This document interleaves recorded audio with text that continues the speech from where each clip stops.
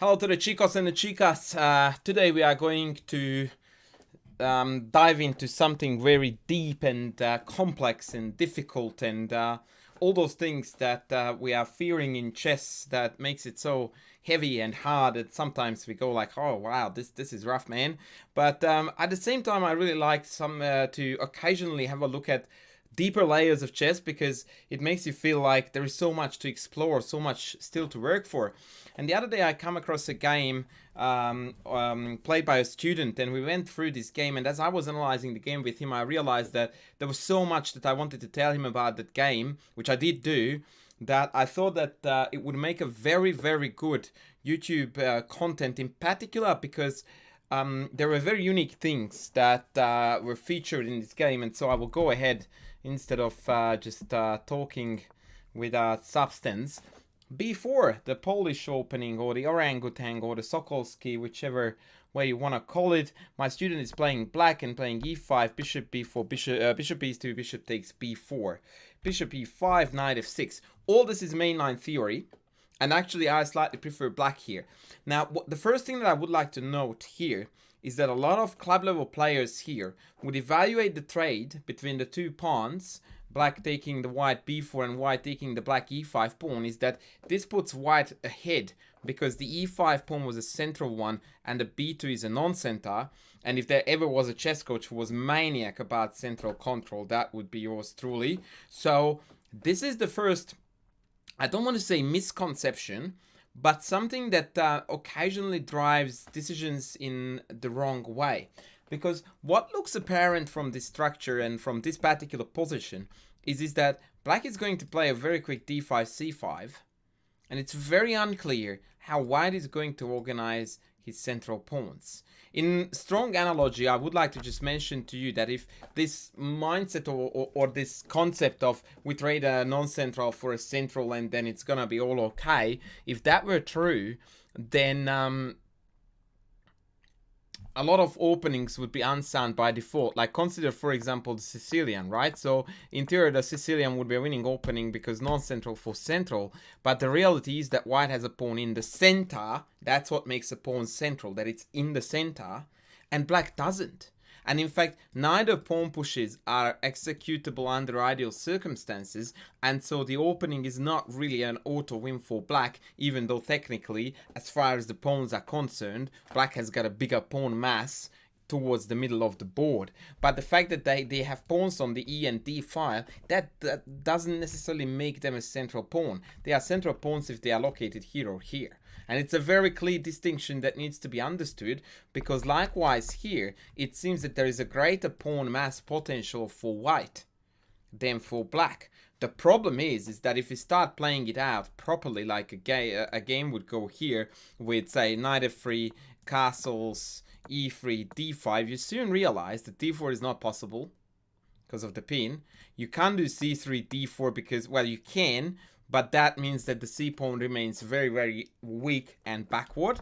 And so if you don't do this, then what do you do with your extra pawns exactly? Because black has got this beautiful layout, and now the bishop has to go. So now it's fair to say that black is kilometers ahead in the central department, despite of the fact that he has got one pawn fewer. But that's just a little bit of an introduction into what we are going to see in this game. But in general, a concept that I think is often misunderstood and misrepresented. I myself talk a lot in my center course about the importance of central pawns. And when I talk about trades of central pawns, I often refer to trades like, I talk about the fact that although this is theoretical, so I shouldn't really be talking about this in this particular position, but in principle, I am against a trade like this. And the reason for that is because currently white has got one pawn in the center, one side center, and black has got one center, and that's it. So now we lose value because our side center was traded for a non-central pawn, and also the bishop is now free to move on the diagonal. But the most important concept, and people don't misunderstand it, is that the e pawn is not a central pawn. It's on a center file, right? Like if the e file is towards the middle of the board, and if I put it on e5, that would be in the center. But the e7 pawn doesn't necessarily represent a great value by virtue of sitting on the file where it can be put in the center, unless it actually does end up in the center. But so what I'm trying to emphasize here is that this take, from White's point of view, is quite horrendous because of what I explained before. Whereas what happens here in this game is a lot more obscure because there is no direct impact on the center despite of this trade, apart from the fact that now Black has got 0, but there is new guys coming, and once again the White center did not get stronger by virtue of White eliminating this pawn. But that's not what I wanted to talk about, so it's already getting a bit long-winded. This was extremely weird. I will be honest with you, at this point I thought that we were playing an engine, because no human would play h3, which is clearly and solely played to create a escape route for the bishop and then go back here. In no world does this make any sense. For a human, that is.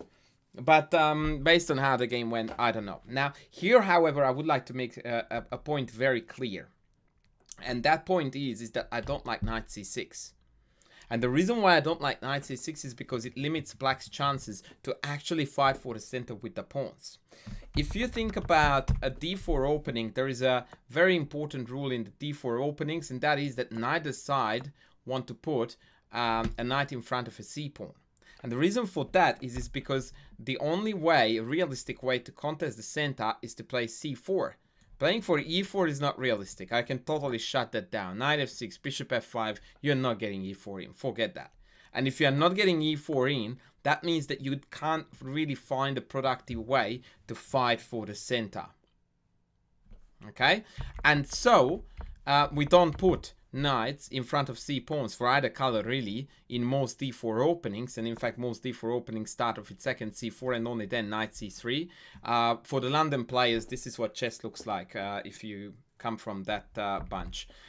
So yeah, you need to play d4 c4, and so you don't put the knight in front of it.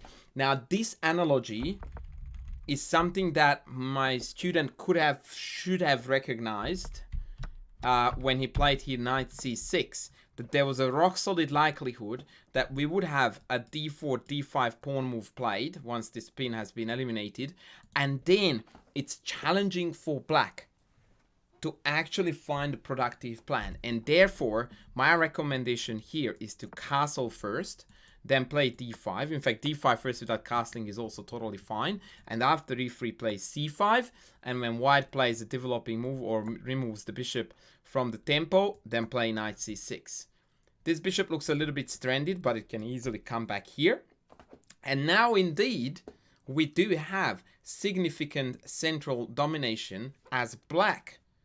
And again, White can't really contest it in a meaningful way, not for a fair while to come, actually. And if you think about it, there is not an ideal layout for the White pawns. So let's just play a couple of random moves. So assume you play d3, right? Oh, sorry, I will play a pass, but I can't play an ugly pass. That's not me. Yeah, if you play d3, that means you go like, okay, I don't want anything in the center. So that's not workable. If you go c4, I shut you down with d4, not workable. It's a terrible position for White. Not working. d4, by far the best. But now I have got c4 with beautiful control of the c4 square, and note that b pawn can't actually unfold, or rather challenge the c pawn. But I would even say that the ugly looking CD that I would normally say, and in fact I did say in the beginning of the video, don't do this, is good here, because that leaves us with this backward c pawn. Like, no matter what happens with this pawn structure for White, it always ends up being an inferior pawn structure. Now it's a backward pawn. If I want to eliminate it, we are going to end up with an isolated pawn. So we go from bad to a different kind of bad. And so the more you look at these three pawns here, the more you realize that they lack mobility. There is not a lot you can do with them. And so Black's opening choice was actually fully justified. Now, unfortunately, we played knight c6 in the game, which meant that now no c pawn is going up. d5, c3 trade, d4 castles. Now at this point, I already had a bad feeling that I knew how this game was going to end. In fact, I knew that student lost the game. So I was aware of the result, but I didn't know how it happened. And so at this point, when he castled short, I went like, stop. And I said to him the following. You probably didn't realize this in the game when you were in this very position. But the way I see how this game is going to go from here is that unless we start finding some serious plans and some initiative, something to play for, somehow to hurt white, the longer it goes on, the worse it's gonna get for black. And I tell you why. Because right now the structure is brilliant for us, but it's very static. There is not a lot of dynamism in the position. There are no pawn changes on offer. The structure can't really be changed. And so if white manages to complete development, then there is a rock solid chance that eventually, and I'm now going to play a few deuces just so that you get the point, he's going to break up with c4, and we will find ourselves in a position where we are utterly planless.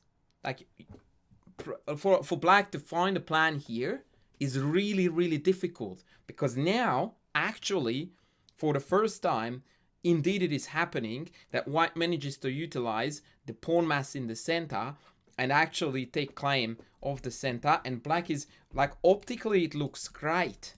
The reality is that I can't do a thing. The more you look at it, you will realize that black doesn't have a sufficient plan here to play for. Now I saw this, the possibility of this right here. And that is actually a difference between higher rated players and lower rated players, is that you can pick up on tendencies and what is likely to happen and what is not. And immediately here, because of the knight on c6, this allows c5, I felt that we have very limited time and very limited means to fight for imbalance. That's what I want, imbalance. Because what I just played out here for you, that's actually the game, but the line I played for you, that was not really in any way, shape or form challenging white, and neither was the game. So at this point I said to my student, was the time when you needed to notice that if they catch up in development, e3, knight f3, bishop out, and they play c4, you will end up in a really, really planless, stale, unpleasant position. And so from here on, you are fighting in a spirit that I like to best describe as trying to stir the balance up. Do things that make the position very lively, very like constantly create problems, pose questions to your opponent. Like the first thing I would do here is to go like, no way I'm castling here. I'm gonna castle here, because they are likely to castle here, and by castling opposite sides, I'm offering an extra element of potential play on the respective sides. So all of a sudden this very slow and boring play of e3, knight f3, bishop e2 and c4, and we just sit there and we have nothing to play for, will dramatically change. And so I would have preferred the bishop move and then castle here and then chuck the knight in and start rolling pawns up on the king side and hurt them hard. And actually the engine prefers this plan compared to what the game looked like. Even more importantly, I really did like knight e4 here, because I noticed the tactical trick, which is quite beautiful, and that was this. Now, you don't look at stuff like this, you don't consider things like this, if you don't have this urge in you that you realize that the structure is such that unless we go for something right here, right now, bang, bang, bang, then it's gonna slip out of your hands, you are going to lose the game. You will go like, coach, I haven't done anything wrong and I lost the game. And so after knight e4, probably a good move is e3, which again offers a new avenue for black compared to the game. Again, I'm a big aficionado of castling this way, but the point is that an early knight e4 allows us to play like so. And that's again a new way to challenge white, to pose problems to white. Because now if they take, I can actually retake with either. I don't even know which way I would, but probably f. And then fight on the f file. Right? Tremendous lead in development. Now my center looks amazingly good. I castle, I attack f2. Fantastic stuff. Right? If they don't take, I will castle here. And now I have got g5, g4. And again, I managed to generate play that wasn't there before. I needed to do it. I needed to build it from scratch, from zero. I had to come up with something extra that wasn't there to actually breathe life into the position. So it's very important to recognize here that the pawn structure is such that it demands from black, who is ahead in development, to add some sort of extra spice, extra flavor to the position ASAP, because the longer it goes in its regular, normal fashion, the more likely we will fall behind. And it's actually a very good way to put a finger on how you distinguish very strong players from less so, that a strong player would recognize it here or even earlier, whereas a club level player goes like, well, I played awesome developing moves and all of a sudden I didn't know what to do here. And me as a coach, I'm like, well, you didn't play awesome moves. They look good on paper, but you didn't realize that the strategic aspect of this position required us to turn the board upside down and immediately seek some kind of very, very aggressive active play. I really like this knight e4 f5. I mean, knight g3 is a really cool motive, but that's a cheapie. You don't count on that. So after e3, the engine still wants to castle here, by the way, but again, f5, f4 with the rook on f8 looks just as good. And it's all G, man. It's looking really, really good because now black is calling the shots. So what you don't want is to play moves that look good on paper, but in fact are not part of an overarching plan that is going to change the trend in the game. And the game continued. Rook e8, e3, bishop f5. And again, how good it is on paper, right? I'm trading my bad bishop. Well, not really, actually. Because white wants to play c4 anyway. So these will be traded off. It's not quite clear why this bishop would be a bad bishop per se. This was the last chance to go knight e4. And if something like, well, knight e2 is now not happening because I take this. And if bishop d3, then we have got this sneaky queen g6 move with the idea of hitting this, and castles is met by bishop takes h3. Again, note that we are causing problems. We don't let that positional plan unfold where he finishes development and plays c4. That can't happen. If you let that happen from this position, then you fundamentally failed with this whole entire concept. And that's exactly what happened in the game. And once again, it's so easy to lose a game like this because black seemingly made no mistake. Look at these moves. Totally logical chess moves, right? Picture perfect finish development. And after c4, black is clearly worse. That's it. Because we just missed the momentum. And now the structure is inferior, so it doesn't matter how beautiful moves you play and how well it matches, you know, all the chess principles we live by. If white gets to play c4, we are toast. So, I don't know how good of a video this turned out to be. I thought that this was a very powerful position that teaches a lot about pawn play in particular and how important it is to understand the dynamics of pawns, especially in relation to the center. I think this game was an outstanding game to highlight that if you don't play, if you put a knight in front of a c-pawn, that can lead to very stale positions, even though on the surface they look good. And in such situations, you really need to strike the iron while it's hot and do something that actually makes the position again very, very dynamic. For historical accuracy's sake, I will show you how the game ended, but there is not a lot to see there. Excuse me. c4 happened, we traded off, and then right after, now actually we are dead because the knight is hanging and the queen goes, there will be some kind of a discovered check and we're dead. So essentially, from the strategic breakthrough point c4, the game lasted another 2 moves.